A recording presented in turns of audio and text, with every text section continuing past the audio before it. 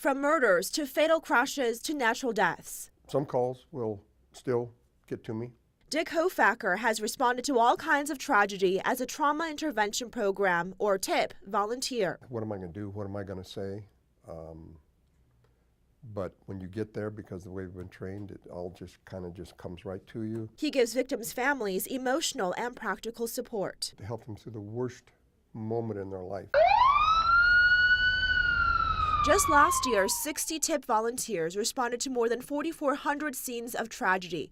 This is what Hofacker has been doing for 19 years. He's the second longest TIP volunteer. I feel proud to be able to hold it, though. While working full-time as a real estate agent, Hofacker makes time to help strangers. His dedication standing out to fellow volunteer Tammy Johnson. It's giving a lot of yourself, and I think a lot of volunteers, they either get tired of it or they kind of move on.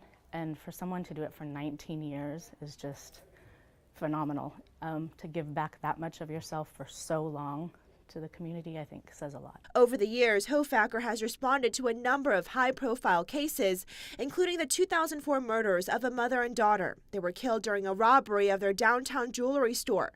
There are too many to keep track. A man who, his wife jumped off the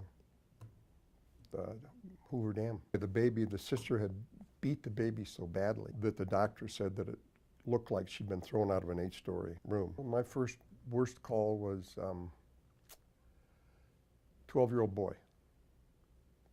And his parents had come home and he was hanging in a tree in the backyard. And, wow, been that long ago.